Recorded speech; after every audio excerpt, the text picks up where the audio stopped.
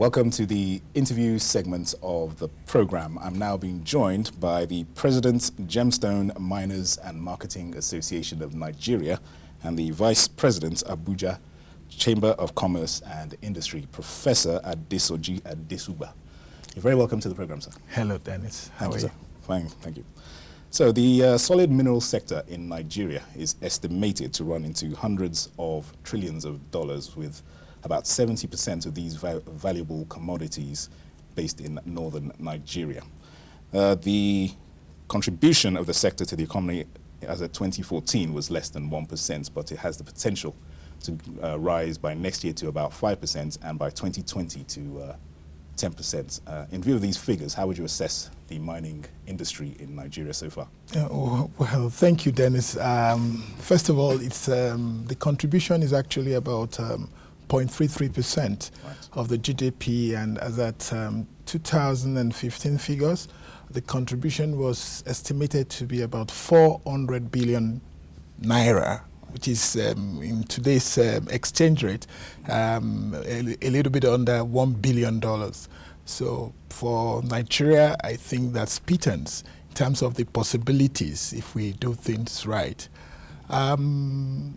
Your optimism that we will be able to increase the contribution of the solid mineral sector to 5% may just be a bit too much. It's too optimistic. It's a bit too I'm actually optimistic. quoting figures from some experts on Yes, even though there's been a slight improvement from the figures from the Ministry of Solid Mineral Development, it's like the contribution this year is a bit much better than last year, contributing to the Federal Reserve of about almost 2 billion naira right now, unlike last year where at this stage we had about 700 million naira. So it's still at a pedestrian state, I must say. So how would you, since its early origins, like from 1904, how would you say the industry has progressed, and what has been the challenges, the inhibitors to this industry, taking off, as it were? Yeah, the formal development of the solid mineral sector actually started, like you rightly pointed out, in 1904, with the establishment by the colonial government of the Mineral Geological Survey of Northern Protectorate. That was actually in 1903. Okay. And in 1904, there was the establishment of the southern part of it. Right. And as far back as 1900, bitumen was discovered in the southwestern part of Nigeria. And I understand some of the bitumen was actually exploited from 1906 and was used during the First World War. We actually were a mineral mining country as far back as 1940s, especially with the mining of coal and tin and columbite. Nigeria was actually on the world map. And we were actually a gold mining company from 1919, and it peaked about the 1930s. And during the Second World War, most of the gold companies actually left Nigeria. And of course, we were still mining tin and columbite, and up till the time of the Civil War, and coal. And the Civil War actually affected that, and the death knell was put on the mining sector by the Indigenization Decree in 1972. So the Civil War was responsible for the decline. Yes, partly. All the coal mines in the east actually stopped functioning. And this time, the contribution of the mining sector to the Nigerian economy was between 5 and 6%, which is a fairly good contribution. And one would have thought we could have improved on it, but with oil coming into play from 1956, of course it's cheaper, we make more profit from oil, and we kind of neglected that sector. And of course, we're where we are now. We are practically not a mining nation anymore.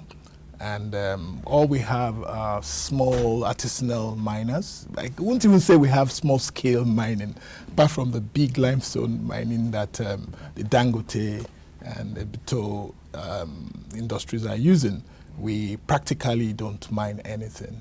Right. So what's, in view of what is going on with the oil revenue in the country, with the fluctuations, what would you say the federal government is doing or needs to do to harness the potential in this critical sector, which could certainly boost the nation's economy? Yeah, interestingly, right from the time of the Obasanjo administration, the government had realized the need to revitalize the sector.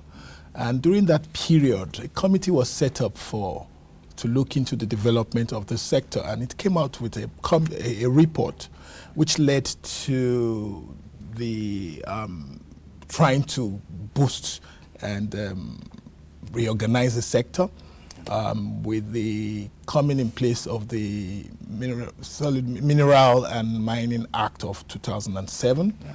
And then in 2008, we had the Solid Mineral and Metal Policy, and then the 2011 regulations. Right. And during that period, they also discovered that we didn't have the capacity. So they also set up the Nigerian Institute of Minerals, Mining and Geological Sciences. Okay. And also there was a lot of mapping done. Not enough. The Geological Survey Agency was set up as well to take charge of this. So government actually has been taking a lot of keen interest in this sector, knowing fully well the opportunities and also the capacity of the sector to actually accelerate the development of the country.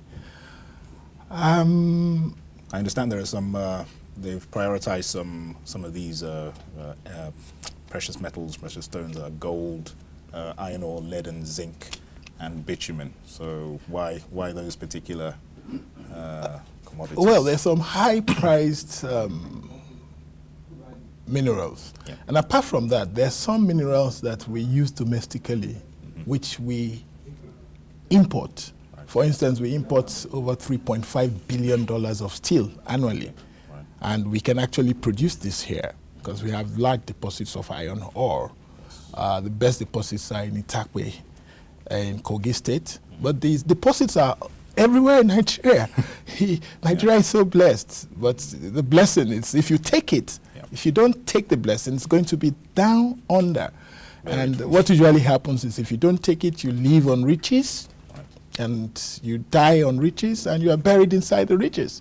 So what government has been actually doing is to try to redirect its energy from petroleum, oil, to now start thinking seriously about taking the opportunities available in the solid mineral sector. Apart from the Obasanjo time, which a lot was done in terms of policy, then you ask yourself that why is nobody taking advantage of what is on ground? I think, surprisingly, this government, since they came in, within a very short period of time, looked at what we have on ground, and they've been able to articulate a process by which they will start now acting. So the Minister of Solid Mineral Development and Steel Development, Dr. Ofayemi, has actually done a lot in these regards. And the ministry have been able to come up with a roadmap, which I went through, and I think it is a very good document. But my problem is implementation. I used to be a public servant, and I know that we are a major problem when it comes to implementation. Yes, governments can have good policies such as this, And what government needs to do is to be able to get the public servants to be able to key in into that agenda, because the politicians can come with all the beautiful policies in the world and put it down. When it comes to implementation, it's the people that actually implement those policies that we need to talk to. In recent reports, says that oil has been discovered in Borno State. How do you see this impacting on this diversification plan of the present administration in terms of the solid minerals sector? Do you think it's going to negatively impact, or it's not going to have any? Well, it's good news to everybody, especially people watching the economic and political development of Nigeria, for oil to be found in the north. But I must state with a lot of caution that even though we've gained a lot from oil, but we also see the adverse effects as well. I think it should be an asset that we should treat cautiously. We should, of course, exploit it. It adds to the GDP of the country, but at the same time, we must not lose sight of what is happening in the solid mineral sector. Exactly. Yeah, it's good news. We are happy to hear that, and we are very hopeful that this will also contribute positively to the Nigerian economy. So we shouldn't put all our eggs in one basket. No, we shouldn't put our eggs in one basket, as we've always done. All right. Yeah. How do we attract foreign direct investments into this sector? It's very interesting. That's incidentally, that's an area of expertise of mine. Having worked at the Nigerian Investment Promotion Commission as a director in charge of investment promotion, and this was the question that kept on recurring. How do we promote investments in a challenged economy such as us, as ours, and what do we do? Investments possibilities are abound here, but getting the players to come is a problem. The problem they face is the perception people usually have about Nigeria, policy inconsistency, the courts, litigation takes forever, there's corruption, and so on and so forth.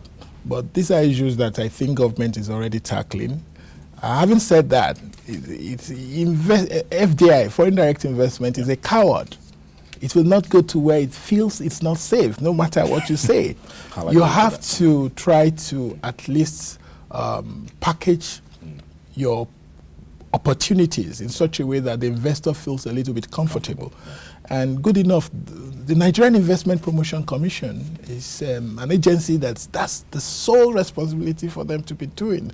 They need to be able to create project profiles, identify projects and create profiles and add incentives to those profiles, not the general promotion. Everybody will tell you what exists in Nigeria by just looking at the internet, but it's how we package ourselves, not by road shows and telling people what they already know on the net, but by actually assisting people to develop business plans, packaging project profiles, targeting investors, identifying the majors and the juniors that can invest in Nigeria.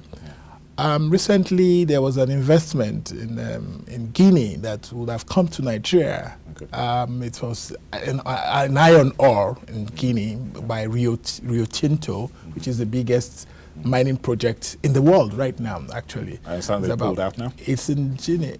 Pardon me? I understand they pulled out. Yes, they did pull out. What was the reason behind that? They did pull out. It's not far-fetched from the fact that the commodity prices have crashed. And they must have looked at their papers and their accounts and discovered that they were not going to make as much profit as they would. And apart from that, the Guinean government, just typical of African government, wanted them to develop a deep sea port. So it's going to cost $7 billion and 650 kilometers of railroad from the site to the port. While I'm sorry, this is my own opinion, I would have allowed them to use the port in the next country, which is just next to the mining site, but they insisted. So of course it's not going to pay. But the most important thing to note is that even though the Australians are pulling out, they are selling their stake to the Chinese who are willing to invest in it. The investment is about $20 billion US, and it's going to double the GDP of the country to about 6 billion, and that's quite awesome. But do you think this would, give rise to potential of recolonizing the African continent? The Chinese interest in, mining in Africa. That's something that people have been talking about. Yeah. The sudden interest of the Chinese to come into Africa. Suddenly, the Chinese became very wealthy. Of course, it's not by chance. They worked for it and they planned it. And recently, most of the money they used in creating development and their wealth is, interestingly, foreign direct investment, large percentage. But now the Chinese are giving back. They are taking money out. As of now, the total value of their of their outward investment is in the league of about $541 billion US. About 140 billion trade relationship with Africa, particularly Nigeria, Sudan, South Africa, and Angola. About $22 billion investments it's been in the solid mineral sector. Now, one thing about the Chinese investment is that's supported by government, and the people are called just like any other country where you have some people who don't follow the rules. Right. But we do have quite a number of Chinese investments that are very serious-minded investments. And in any case, investing in the solid mineral sector is no child's play. You need a lot of money, and it's difficult for us to get quite a number of people from other side of the world to invest. If the Chinese want to invest and add value to the country, as long as it's done properly, I think we should welcome it.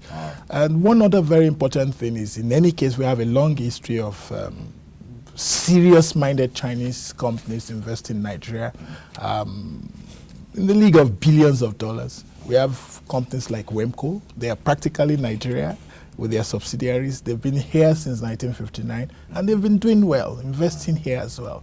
So it's not totally bad, but of course, people argue different ways. There's always positives. Yes, positive and negative. Just in our closing moments, just let's focus on you. Your resume is quite extensive. You have 2 first degrees, business, admin, and law, an MBA, a master's. You're a fellow of the National Institute of Marketing in Nigeria, and countless other accolades. How did you become so successful in the academic sense? It's very interesting. Yeah. People always ask me, but first and foremost, I come from a family that thinks education is very important. And my father will always tell me, what I have to give you, your legacy is your education, and you really have to read. So I have siblings who are professors and who have doctorates, and their children doctors and all that. Okay. But apart from that, on a personal note, I think self-development is very important, and I try to mentor younger ones to tell them that learning is a continuous thing, and I try to professionalize myself in any field of endeavor I find myself by getting certified and making sure I can deliver properly. I think we need to encourage our children to continue to learn, especially today where the internet is there for them to be able to always gain from the body of knowledge that can assist in developing our country. Right. Well, I'd like to congratulate you on those achievements and certainly more grease to your elbow. It's not about resting on your laurels, but always striving. I'm still reading. striving to be better. Yes, thanks for your comments, sir. I've been talking with the President, Gemstone Miners and Marketing Association of Nigeria, and the Vice President of the Abuja Chamber of Commerce and Industry, Professor Adesoji Adesugba. Thank you for Thank you, Dennis. Thank you so much. Thank you. Good.